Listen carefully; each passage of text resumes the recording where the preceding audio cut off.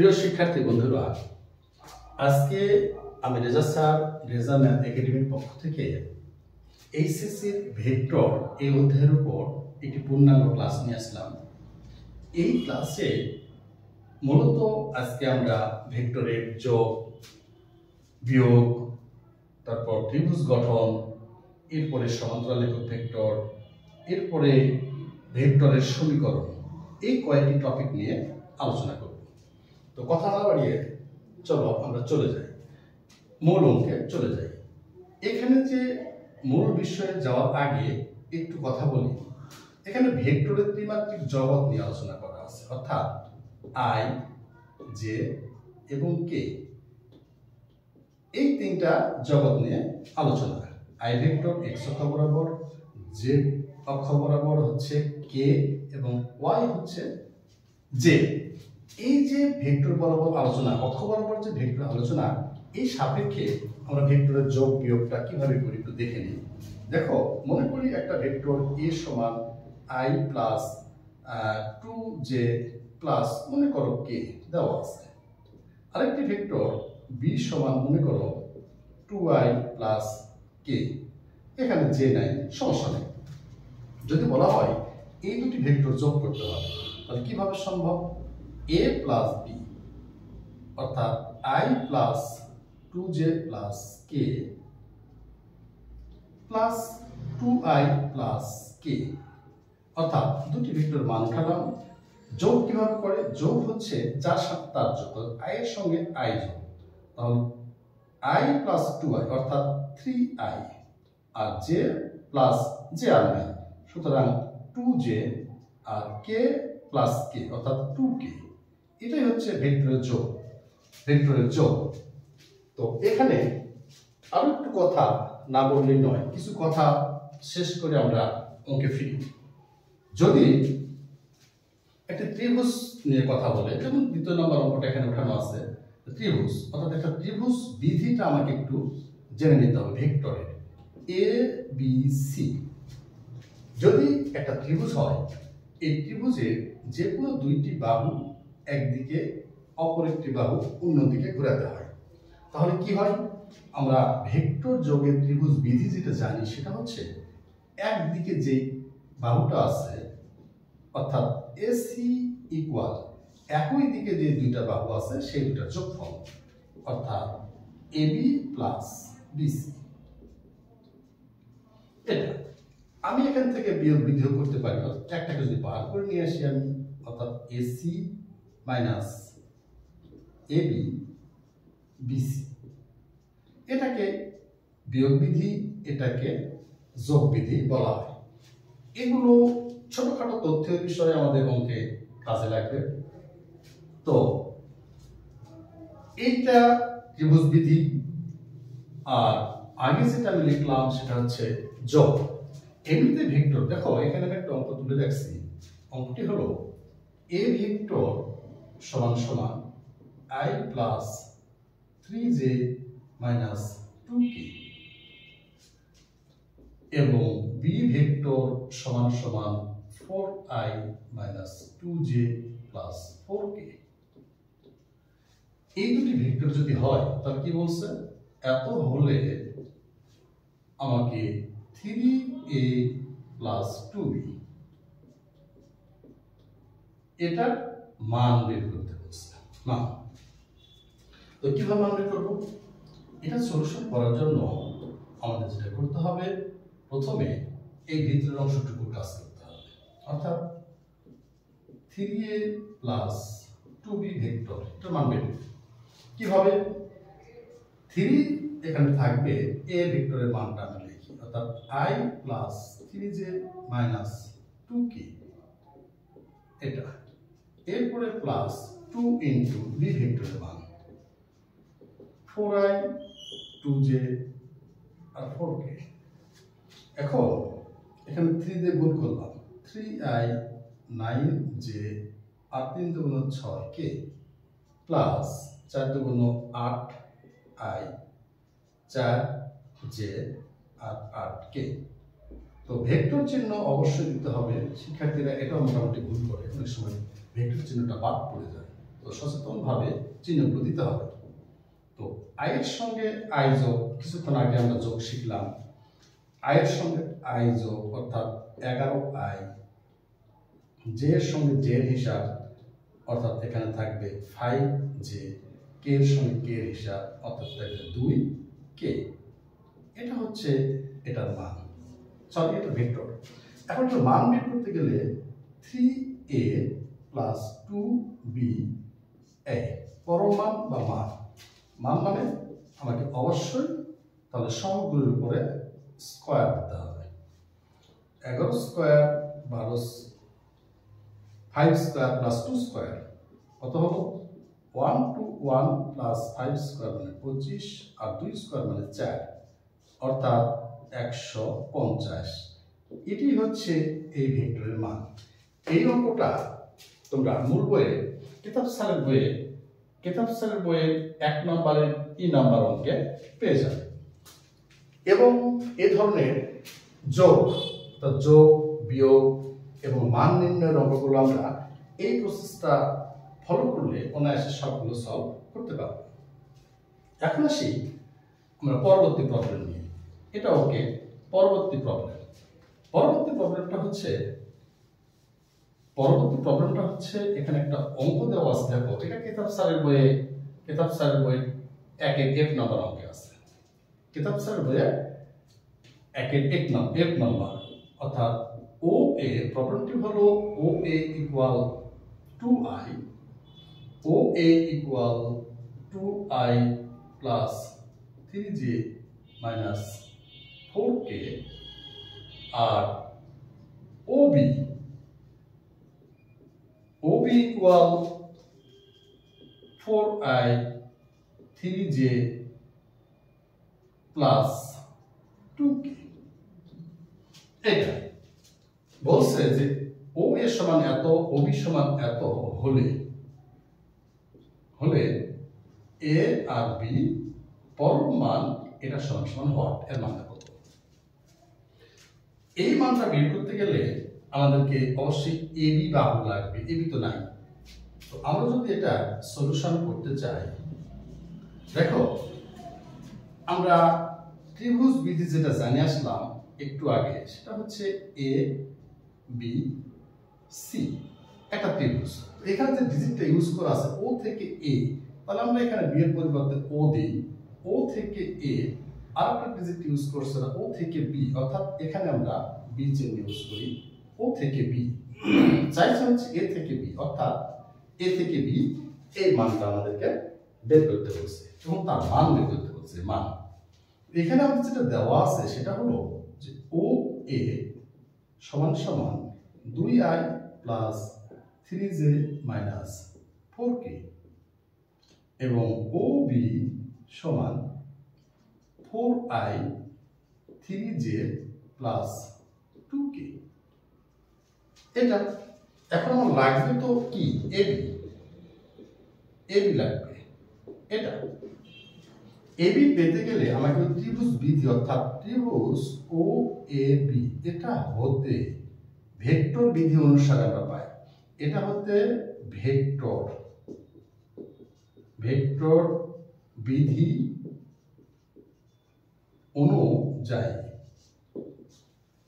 অনুযায়ী কি পাই আমরা?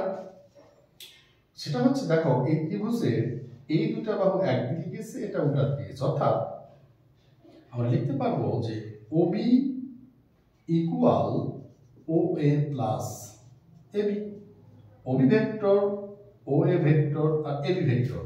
AB ভেক্টরের পাশে রেখে যদি আমরা OB vector minus OA vector অর্থাৎ OA-টাকে এই পাশে পার করে নিয়ে আসলাম, তাহলে AB ভেক্টর সমান মান পেলাম এটা।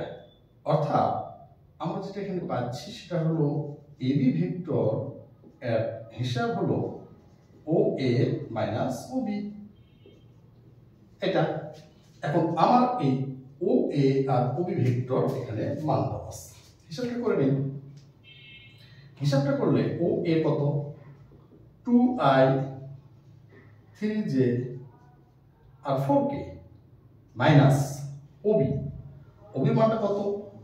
ওবির মানটা হচ্ছে যেহেতু এখানে মাইনাস আছে, এখানে মাইনাস, তো চিহ্নগুলো ভিতরে পরিবর্তন হয়ে যাবে, অর্থাৎ 4i 3j আর 2k এটার চিহ্ন সব পরিবর্তন হয়ে যাবে।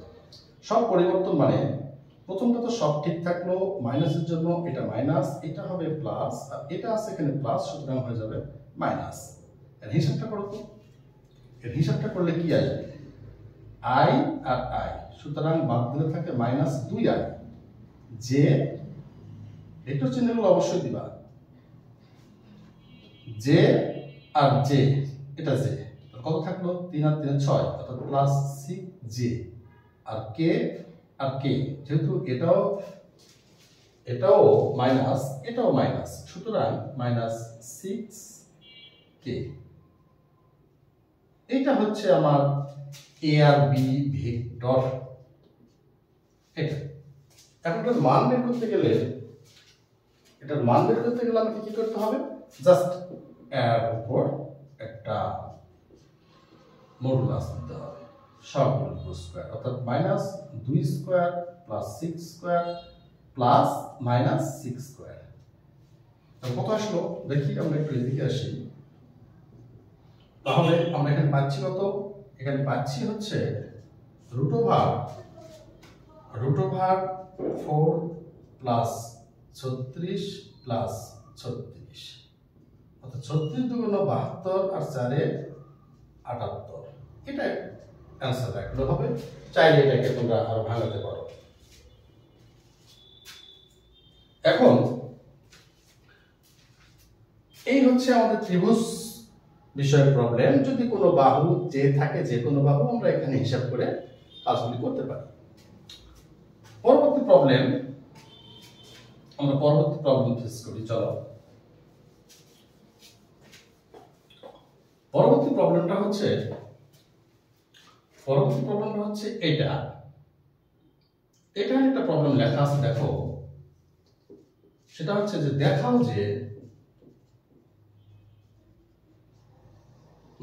যে এ সমান, আচ্ছা আমি এখানে প্রবলেমটা নাই উঠে এখানে দেখাই দিলাম। দেখো বলছে কি, দেখাও যে এ সমান একটি ভেক্টর, বি সমান একটি ভেক্টর এবং সি সমান একটি ভেক্টর দেওয়া আছে। এরপর বলছে যে ভেক্টর তিনটি একটি সমকোণী ত্রিভুজ গঠন করে, এটা তোমাকে প্রমাণ করে দেখাতে হবে। এই প্রবলেমটি আছে হচ্ছে কেতাব স্যারের বইয়ের 2-এর এতে, অসীম কুমার স্যারের 8-এর 1 নম্বরে। খুবই গুরুত্বপূর্ণ প্রশ্ন এই টপিক, ত্রিভুজ গঠন সম্পর্কে। আমরা এটা সলিউশন করি। চলো, তো ত্রিভুজের 3টা বাহু দেওয়া আছে এখানে, 3টা বাহু। ত্রিভুজটি সমকোণী, যাতে সমকোণী একবারে যদি আমি আঁকাই সমস্যা নাই, তো জানি না কোন বাহু কোনটা হবে, এই জন্য ইচ্ছা মতো ত্রিভুজ আমি আঁকাই বাহুগুলো ধরতে পারি। ধরো এ একটা বাহু, বি একটা বাহু এবং সি একটা বাহু। এখন এই বাহুগুলি দেওয়া আছে, বাহুগুলোকে মান বের করবো, তারপর আমরা বুঝতে পারবো যেটা কোন বাহুটা আসলে কেমন। দেখি এখানে এ বাহুর মান কত দেওয়া আছে। এ বাহুটা দেওয়া আছে হচ্ছে 3i minus 2j plus k। এ বাহুর যদি আমরা মান বের করি তাহলে পরম মান, অর্থাৎ 3 square plus minus 2 square plus 1 square, অর্থাৎ 9 প্লাস 4 প্লাস 1, অর্থাৎ মান পেলাম 14, √14। স্টপ, থেকে গেল। আমরা যদি এভাবে বি বাহু মান বের করি, দেখো বি বাহুটা আগে উঠাই দিই আমরা। দেখো বি বাহু এখানে কি আছে আমাদের? বি বাহুটা আছে এখানে i minus 3j plus 5k। এটা এখন বি বাহুর যদি আমরা মান বের করতে চাই তাহলে সবগুলোর উপর স্কয়ার দিতে হবে। 1 square plus minus 3 square plus 5 square, অর্থাৎ 1 প্লাস 9 প্লাস 25 কত হলো? √25 35, √35। এভাবে সি বাহুর মান কত দেওয়া আছে এখানে? দেখো সি বাহুর মান দেওয়া আছে এখানে 2i plus J minus 4k। এটা সি বাহু। এই সি বাহু যদি আমরা মান বের করি তাহলে তার মান আসবে হচ্ছে 2 square x square minus 4 square, অর্থাৎ এর মান আসবে 4 প্লাস 1 প্লাস 16। কত হলো? 16 অর্থাৎ 20 এটা 21, অর্থাৎ রুট 21। এখন আমি তিনটা বাহু অর্থাৎ এ বাহু, বি বাহু এবং সি বাহু পেয়ে গেছি। এ বাহু, বি বাহু এবং সি বাহু পাওয়ার পরে ফলো করে দেখো এখানে সবচেয়ে বড় মান হচ্ছে বি বাহু।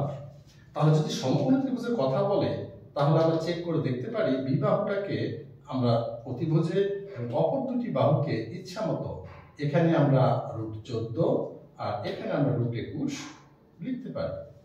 সমকোণী চেক করার জন্য আমাদের কি করতে হবে? সমকোণ চেক করার জন্য আমাদের অবশ্যই পিথাগোরাসের সূত্রটি চেক করতে হবে।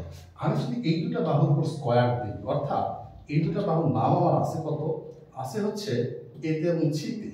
যদি আমরা এ স্কয়ার প্লাস সি স্কয়ার এটা করি, মান কত আসে? এর মান আসছে আমার হচ্ছে রুট 14 তার উপর স্কয়ার। সি এর মান কত আসছে? রুট 21 তার উপর স্কয়ার, অর্থাৎ 14 প্লাস 21 সমান 35। খেয়াল করো, আমি যদি এখানে 35কে রুট দিয়ে স্কয়ার লিখি তাহলে 35 থাকে, এবং এই যে রুট 35কে বিনিময়ে আমরা বি লিখতে পারি, অর্থাৎ বি লিখে হোল স্কয়ার দিতে পারি। অর্থাৎ এ স্কয়ার আর সি স্কয়ার এই দুটো যোগ করে বি স্কয়ার সমান হয়েছে। অর্থাৎ কি হয়েছে? পিথাগোরাসের উপপাদ্যটি প্রতিষ্ঠা অর্থাৎ প্রতিপাদিত হয়েছে, প্রমাণিত হয়েছে। সুতরাং আমরা বলতে পারবো সমকোণী ত্রিভুজ গঠন করে। আমরা বলতে পারি কি যে সমকোণী ত্রিভুজ গঠন করে। সমকোণী ত্রিভুজ গঠন করে, প্রমাণিত। এরকম ভাবে ত্রিভুজ গঠন করে কি করে না সেটা অনেক সময় বলতে পারবে যে তিনটা বাহু দেওয়া আছে, ত্রিভুজ গঠন করে কি করে না। সেক্ষেত্রে আমরা ত্রিভুজের বাহুগুলির মান বের করে যে কোনো দুইটা যোগ করে দেখতে পারি তৃতীয় বাহু সেটা বড় হচ্ছে কিনা। যদি বড় হয় তাহলে অবশ্যই সেটা ত্রিভুজ গঠন করবে, আর না হলে করবে না। এরকম ভাবে ত্রিভুজের যাবতীয় প্রবলেমগুলো আমরা সলভ করতে পারবো। এরপরে আসো আরেকটা প্রবলেম আছে, এখানে দেখো। এই প্রবলেমটি হচ্ছে যে দুইটি বিন্দু দেওয়া আছে, বিন্দু দুইটি। আচ্ছা, ভেক্টর নির্ণয় করতে, পি কিউ ভেক্টর নির্ণয় করতে বলছে, এবং বলছে যে সমান্তরাল একক ভেক্টর। এই সমান্তরাল একক ভেক্টর নিয়ে আমরা একটু কথা বলি। একক ভেক্টর মানে কি? একক ভেক্টর মানে কোনো ভেক্টরকে কোনো ভেক্টরের মান দ্বারা ভাগ করলে, অর্থাৎ একটা ভেক্টর যদি দেওয়া থাকে আমার, ছোট একটা ভেক্টর মনে করো এ দেওয়া আছে, এই ভেক্টর ধরো i প্লাস জে, জাস্ট এতটুকু একটা ভেক্টর। এটা যদি বলা হয় যে এর সমান্তরাল একক ভেক্টর নির্ণয় করো, তাহলে প্রথমে আমাকে কি করতে হবে? এই ভেক্টরটির আমার মান বের করতে হবে। এই ভেক্টরটির মান হচ্ছে x স্কয়ার যোগ x স্কয়ার। কত হলো তাহলে? রুট 2। অর্থাৎ যদি বলি এখন তাহলে সমান্তরাল একক ভেক্টর প্লাস মাইনাস এই যে ভেক্টরটা থাকলো, এই ভেক্টরটা পুরো ভেক্টরটা উপরে থাকবে আর ওই ভেক্টরের মান দ্বারা ভাগ হবে, অর্থাৎ প্লাস মাইনাস এ ভেক্টর আর এই ভেক্টরের মান, অর্থাৎ নিচে থাকবে হচ্ছে রুট 2 আর উপরে থাকবে, আমি একবারে লিখে দিই, উপরে থাকবে কত? i plus J. এটাই হচ্ছে সমান্তরাল একক ভেক্টর। এরকম একটা ভেক্টর আমাদের এখানে দেওয়া আছে। তো এই ভেক্টরটা আমরা এখন সলভ করব।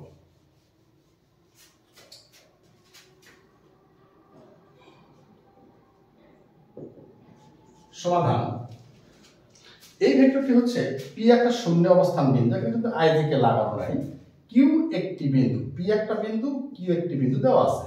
প্রথমে বলছে যে পি কিউ ভেক্টর নির্ণয় করতে বলছে, আমাকে প্রথম পি কিউ নির্ণয় করতে বলছে। আমি যদি এখানে ধরি পি ভেক্টর সমান 1 1 1, অর্থাৎ এদের সহগগুলো শুধু দেওয়া আছে, তাহলে আমরা i প্লাস জে প্লাস কে এই তিনটি ভেক্টর ধরে নিতে পারি। আবার কিউ সমান এখানে দেওয়া আছে 3 টু -1 অর্থাৎ 3i প্লাস 2j মাইনাস কে ধরে নিলাম।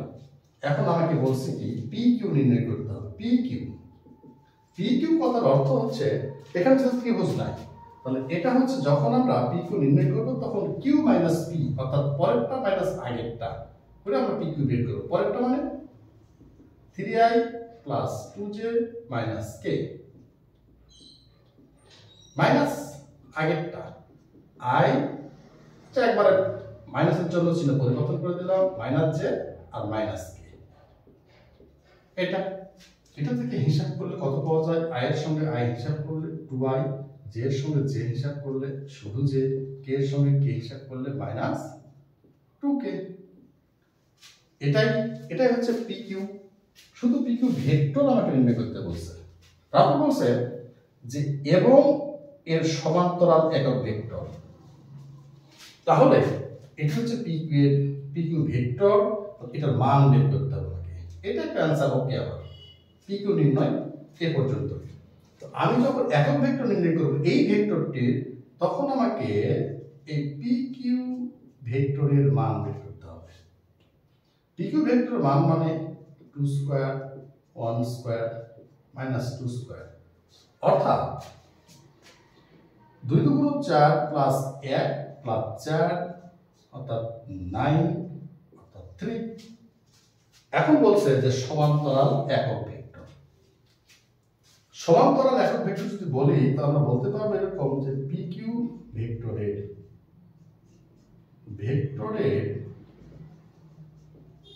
সমান্তরাল একক ভেক্টর প্লাস মাইনাস কি উপরে থাকবে হচ্ছে pq, নিচে থাকবে হচ্ছে pq ভেক্টরের মান। অর্থাৎ প্লাস মাইনাস নিচে এটা 1/3 এখানে সাইডে লিখতে পারো তোমরা, একবারে আমি উপরে লিখি পরে চেঞ্জ করে দেব। অর্থাৎ নিচে থাকবে হচ্ছে 3 অর্থাৎ pq ভেক্টরের মান, আর উপরে থাকবে pq পুরো ভেক্টর অর্থাৎ 2i plus j minus 2k। এটাকে একটু সুন্দর করে প্লাস মাইনাস 1/3 এখানে 2i plus j minus 2k এটা লিখতে পারো। তো সমান্তরাল একক ভেক্টরে আমাদের অ্যান্সারটা এ পর্যন্ত। এখনো পড়া শেষ হয়নি। তাহলে এই অঙ্কতে আমরা প্রথমে pq ভেক্টর নির্ণয় করলাম, তারপর সমান্তরাল একক ভেক্টর নির্ণয় করলাম। এখন বলছে যে না, এর কিছু বলেনি, অবশ্যই এ পর্যন্তই শেষ, সমান্তরাল একক ভেক্টর পর্যন্ত। এখন আসি এই অঙ্কটা কেতাব স্যারের 3-এর ই নম্বরে আছে, অসীম স্যারের 4-এর 1 নম্বরে আছে। অর্থাৎ এ ধরনের অঙ্ক, সমান্তরাল একক ভেক্টরের অঙ্ক আমরা অনেক পাবো। আমরা এই একটা নিয়ম ফলো করলে আমরা বাকি অঙ্কগুলো করতে পারবো। ওকে, তাহলে আমরা পরের সমীকরণে যাই। আরেকটা টপিক এখানে আমরা লিখে রাখছি, সেটা হচ্ছে ভেক্টর সমীকরণ। ভেক্টর সমীকরণ এই জিনিসটা কি জিনিস? ভেক্টর সমীকরণ নিয়ে একটু কথা বলি। ভেক্টর সমীকরণ হচ্ছে দুই ধরনের। ভেক্টর সমীকরণ দুই ধরনের মানে একটি হচ্ছে যদি সমান্তরাল কথা থাকে, অর্থাৎ সমান্তরাল কথা যদি থাকে, সমান্তরাল কথা থাকলে, এই সমান্তরাল কথাটা উল্লেখ থাকলে আর সমান সমান a প্লাস টি বি, এটা হচ্ছে সমান্তরাল কথা উল্লেখ থাকলে আমরা এই সূত্রটা ইউজ করব। এখানে আর এ আর ভেক্টর দুটা ভেক্টর, আর টি হচ্ছে এখানে প্যারামিটার মানে দুটা ভেক্টরকে যুক্ত করা। আর সমান্তরাল কথা যদি না থাকে, এই সমান্তরাল কথা যদি না থাকে, আর না থাকলে সহজেই আমরা r সমান সমান a plus t into b minus a এই সূত্রটা ইউজ করব। আমি এরকম দুটা অঙ্ক এখানে লিখেছি। একটা হচ্ছে প্রথমটাতে সমান্তরাল কথা আছে, পরেরটাতে সমান্তরাল কথা নাই, ভেক্টর সমীকরণ। তো চলো আমরা ভেক্টর সমীকরণটা শেষ করি। এখানে p সমান দেওয়া আছে, p সমান হচ্ছে 3i 3j প্লাস 4k এবং q সমান দেওয়া আছে 3i 2j 4k। এই দুটা বলছে যে p সমান এত এবং q সমান এত, ভেক্টরের সমান্তরাল সরলরেখা ভেক্টর সমীকরণ, এবং সেটাকে আমরা কার্তেশীয় আকারে প্রকাশ করতে বলছে, কার্তেশীয় সমীকরণ। সেটা পরে, আগে আসো সমান্তরাল কথা থাকলে কি হয়। সমান্তরাল কথা সমীকরণ থাকলে যেটা হচ্ছে সমীকরণ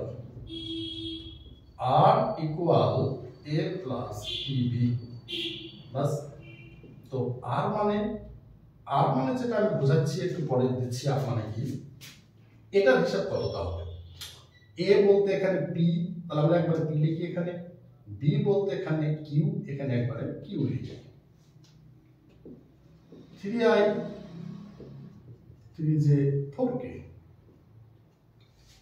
প্লাস t ইন্টু q এর মান 3i 2j আর 4k। এটাকেও আমরা সমীকরণ হিসেবে চালাতে পারি। যখন বলবে ভেক্টর সমীকরণ, সমান্তরাল সরলরেখা ভেক্টর সমীকরণ, আমরা এই পর্যন্ত ওকে করতে পারি। আবার এটা একটু মডিফাই করতে পারি। কিরকম? 3i 3j আর 4k প্লাস এখানে 3ti টি আছে, টি দ্বারা আমি গুণ করতেছি সবার সঙ্গে, 3ti মাইনাস 2tj আর এখানে প্লাস 4tk আমরা গুণ করে দিলাম। এখন এখান থেকে আর এখান থেকে আই গুলোকে এক জায়গাতে নিয়ে আসি। তো আই গুলোকে যদি এক জায়গাতে নিয়ে আসি তাহলে 3 প্লাস 3t থাকবে ইনটু আই থাকবে, এখানে জে, এখানেও জে, তো এখানে মাইনাস আছে, তোমরা মাইনাস রাখতে পারো, মাইনাস কে ভিতরেও নিতে পারো, সমস্যা নেই। তো জে এখানে যদি আমি মাইনাসটা বাইরে নিই তো ঝামেলা করবে, প্লাসই থাকলে এখানে কত হবে? মাইনাস 3 আর এখানে হচ্ছে মাইনাস 2t আর সাথে থাকবে জে আর কে এর সঙ্গে কে, প্লাস 4 প্লাস 4t সাথে কে। এইভাবে সমীকরণটা রাখলেও হবে। এখন যেহেতু আমাকে কার্তেশীয় আকারে বানাতে বলছে, কিসে? কার্তেশীয় মানে এক্স ওয়াই ফরম্যাটে নিয়ে যেতে হবে। এই জায়গাতে এখন আসে এই যে আর, যেটা ত্রিমাত্রিক স্থানাঙ্ক ব্যবস্থায় এই আরটা হচ্ছে অবস্থান ভেক্টর। অবস্থান ভেক্টরের হালকা একটু কথা বলে দিই। অবস্থান ভেক্টরটা হচ্ছে প্রসঙ্গ কাঠামোর মূলবিন্দুর সাপেক্ষে থ্রি ডাইমেনশন ভেক্টরের এখানে দেখাই, থ্রি ডাইমেনশন ভেক্টরের এটা এক্স, এটা যদি ওয়াই ধরি, এটা যদি জেড ধরি, অথবা এটা জেড এটা ওয়াই উল্টে দিলে হবে। এখানে যদি আমি পি অফ এক্স ওয়াই একটা বিন্দু ধরি, তাহলে এই যে মূলবিন্দুর সাপেক্ষে কোন একটা বিন্দু ডিসটেন্স, এটা হচ্ছে আর। তো আর এর মান কত? আর এর মান হচ্ছে আই এক্স প্লাস আর এর মান কত? তাহলে আর এর মানটা হচ্ছে i x plus j y plus k z, এটা হচ্ছে আমার আর এর মান, এটা চার মান। তো এই যে আর এর মান যেটা এখানে বের করলাম, সেই মানটা এখানে একটু লিখে রাখতে পারি আমরা, আর সমান সমান i x plus j y plus k z. এই আর এর মানটা আমরা এখানে বসাবো। এই জায়গাতে আর এর পরিবর্তে যদি আমি আর এর মানটা বসাই দিই যে i x plus j y plus k z, এই পর্যন্ত বসানোর পরে আমাদের তুলনা করতে হবে। তুলনা করে উভয় দিকে যখন তুলনা করব তখন আই এর সঙ্গে এখানকার আই এর তুলনা হবে, অর্থাৎ x সমান সমান লিখতে পারবো 3 প্লাস 3t। এখানে জে এর সঙ্গে জে তুলনা হবে, অর্থাৎ y সমান সমান -3 - 2t, আর এটার সঙ্গে এটার তুলনা অর্থাৎ কে এর সঙ্গে কে তুলনা করলে এখানে z সমান হবে 4 + 4t। এখান থেকে প্রসেসিং করলে যেটা হচ্ছে x - 3 = 3t, অর্থাৎ x - 3 / 3 = t। t এর মানটা বের করে নিলাম। এখান থেকে সেম y + 3 = -2t। তো আমি যদি এই -2টা বার করে দেই তাহলে y + 3 / -2 = t। t এর মান বের করলাম। এখানে কত z - 4 = 4t, অর্থাৎ z - 4/4 = t। দেখো এখানেও t, এখানেও t, এখানেও t। তাহলে এদেরকে যদি আমি সমীকরণে সাজাই, আমি একটু উপরে বসে দিলাম, একটু উপরে উঠলাম, এখান থেকে সমীকরণে সাজালে আমরা কি পাচ্ছি? প্রত্যেকটা টি এর বিনিময়ে, এখানে টি এর বিনিময়ে পাইছি আমি x - 3/3 সমান সমান y + 3/-2 সমান সমান z - 4/4। এই যে সমীকরণটা আসলো, এটা হচ্ছে কার্টেসীয় সমীকরণ। কিসের সমীকরণ? কার্টেসীয়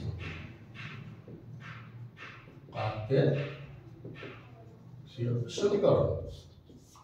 এই কার্টেসীয় সমীকরণ আমরা পেয়ে গেলাম। যাই হোক বন্ধুরা, আজকে আমরা মূলত এখানে যোগ বিয়োগ এবং মান নির্ণয়ের অঙ্ক, এখানে ত্রিভুজ গঠন করার শর্তনীয় অঙ্ক, এখানে সমান্তরাল একক ভেক্টর অর্থাৎ একক ভেক্টরের অঙ্ক, এবং এখানে ভেক্টর সমীকরণ নিয়ে আলোচনা করা হলো। পরবর্তী ক্লাসে এরপর থেকে আবার শুরু হবে। সবাইকে নিয়মিত ক্লাসে অ্যাটেন্ড এবং নিয়মিত ক্লাস করার অনুরোধ জানিয়ে এখানেই আমার আজকের ক্লাস শেষ করলাম। নেক্সট ক্লাস আমরা আবারও এরপর থেকে শুরু করব। ধন্যবাদ সবাইকে।